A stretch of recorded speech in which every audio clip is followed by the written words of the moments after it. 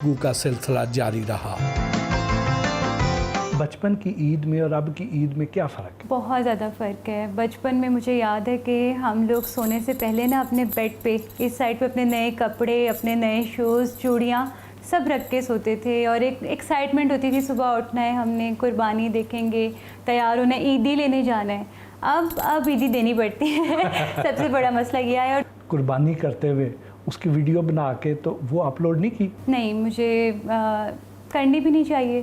कुर्बानी का जानवर है और कुर्बानी करते हुए आप उसे ज़िबा करते हुए अगर वीडियो बना रहे हो तो वो मुझे लगता है कि वो रूडनेस में आ जाता है थोड़ा सा। और मुझे वैसे भी खौफ आता है कुर्बानी से, मुझसे देखा नहीं जाता, तो फ़ोन कैमरा निकालना दूर की बात। मैं तो जब कुर्बानी हो रही होती है मैं अपनी आंखें बंद कर लेती हूँ कि मैंने नहीं देखना, मुझसे मंजर नहीं देखा जाएगा।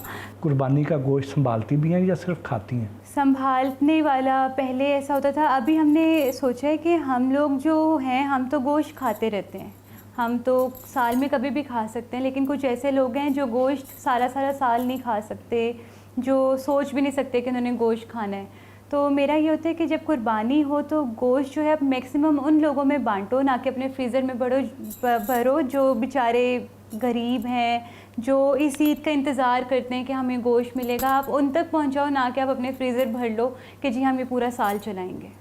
वैसे कुर्बानी के जानवर की देखभाल भी करती हैं, उसका ख्याल रखती हैं? मेरी मामा पापा से लड़ाई रहती है। कुर्बानी का जानवर रात को आता है, चांद मतलब जब कुर्बानी की रात होती है उस रात आता है, आपको टाइम ही नहीं मिलता उसके साथ टाइम स्पेंड करने का। मैं कहती हूँ मामा हफ़्ता पहले आप ले लें या चलें आप 5 दिन पहले ले लें, हमारे कनेक्शन तो उससे बिल्ड होना।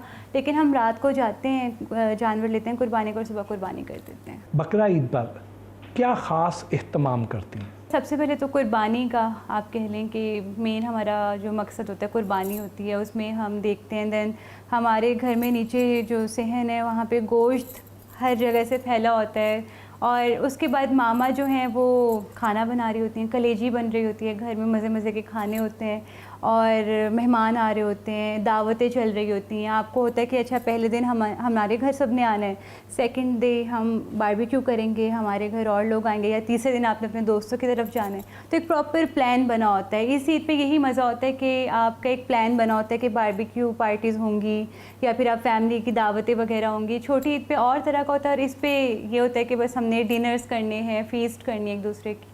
खाना बनाने में भी हेल्प करती हैं? शीशो मामा अगर नहीं देखेंगी तो मैं झूठ बोलूँगी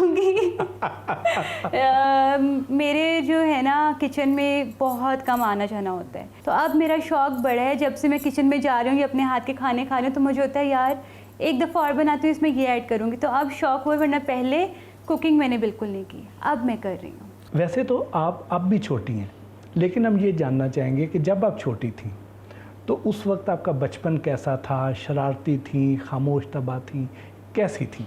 बचपन में मुझे सारे लड़का कहते थे क्योंकि मेरी मामा ने पता नहीं मेरे साथ ये क्यों किया था, मेरा बॉयकट होता था और मैं लड़कों वाली ड्रेसिंग करती थी। तो कहते थे अच्छा 2 बेटियां एक बेटा है आपका? मैं कहती थी नहीं नहीं मैं भी बेटी हूँ तो बचपन में जो मामा बताती मुझे तो इतना याद नहीं है कि मैं शरारती बिल्कुल नहीं थी, बल्कि हम तीनों बहनें शरारती बिल्कुल नहीं करते थे। हमने जाना, शायद ग्रूमिंग ऐसे हुई है, वो आप एक बहुत तमीज़दार बच्चे थे। हम कहीं जाना, किसी के घर बच्चे होते हैं तो उधर भाग रहे होते हैं, वो भी अच्छा लगता है। मेरे कज़न्स हैं खुद के, लेकिन हम तीनों जहाँ जाके बैठते थे बस हाँ जी ऐसे छोटे छोटे, मतलब इतनी अकल नहीं होती आप में, लेकिन हम में वो तमीज़ थी। हम शाय भी थे और तमीज़ वाले भी थे। शरारती भी होंगे, घर में होंगे, घर में करते होंगे, लेकिन जब बाहर निकलते थे तो बहुत आराम से एलिगेंट तरीके से हमने आना जाना करना। सोशल मीडिया से माहाना कितना अर्न कर लेती हैं? मैं आपको एग्जैक्ट फिगर तो नहीं बताऊंगी, लेकिन कुछ लोग समझते हैं कि बहुत ज़्यादा, कुछ समझते हैं बहुत कम, लेकिन हम एक एवरेज से बैलेंस ही हैंडसम अमाउंट होती है जो हम अर्न करते हैं। और ऐसे है कि आप इंडिपेंडेंट हो जाते हो, आप दूसरे को तंग नहीं करते कि हमें ये भी चाहिए ये भी चाहिए। वही बात मैंने आपको बताया कि अगर हमें 100 रुपये की भी चीज़ लेनी हो ना तो हम अपने मामा पापा से इजाज़त लेके करते हैं, लेकिन जो अमाउंट हम वैसे अर्न कर रहे हैं वो अलग हम कर लेते हैं। तो वो एग्जैक्ट फिगर नहीं बताऊंगी, लेकिन ऐसे कि आप एक बैलेंस्ड और अच्छी लाइफ गुजार सकते हैं। लाखों में या करोड़ों में? इतनी ज़्यादा नहीं होती, करोड़ों में नहीं होती, लाखों में हाँ जी। टिकटॉक जो है ये तो पैसे नहीं देता, तो फिर किस मीडियम से पैसा कमाया जाता है इससे? टिकटॉक से हमें मिलता है फेम, आपको मिलते हैं फॉलोअर्स, और जब आपके पास फॉलोअर्स होते हैं, एक ऑडियंस आपको मिल जाती है। अब मेरे पास जो ऑडियंस है वो यूएई की भी है, यूके की भी है, यूएस, पाकिस्तान, ये सारी ऑडियंस मेरे पास है। अब ब्रांड्स को पता है कि हमने अपना, अगर हम कोई प्रोडक्ट जन्नत को भेजते हैं, फॉर एग्जांपल स्किन केयर का कुछ आप भेज रहे हैं, सीरम भेज रहे हैं, तो उन्हें पता है कि ये हमारा दुनिया के सामने आएगा और लोग ख़रीदेंगे।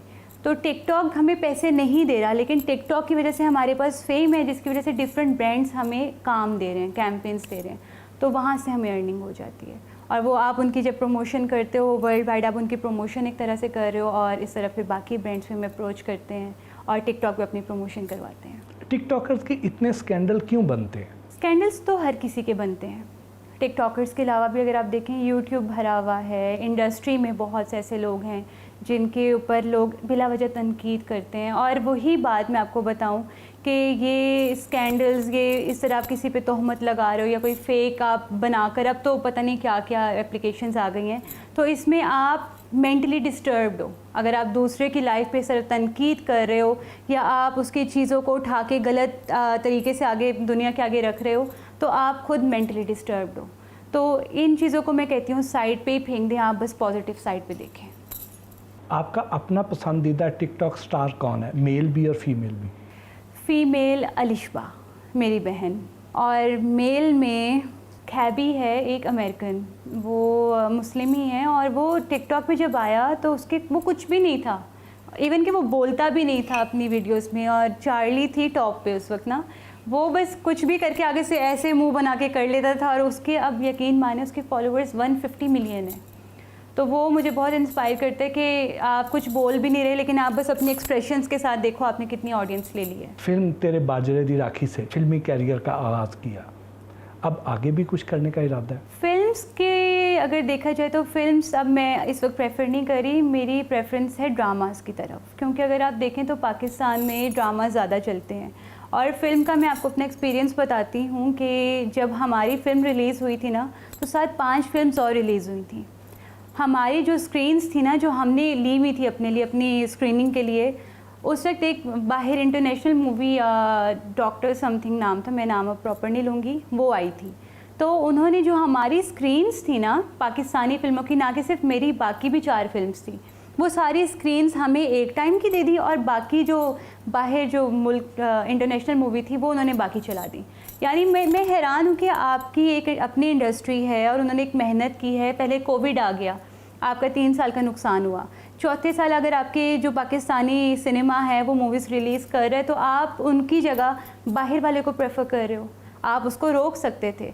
तो ये मुझे ऐसा लगता है कि हमारे पाकिस्तान में ना फ़िल्म इंडस्ट्री की उतनी वैल्यू नहीं जितनी होनी चाहिए थी।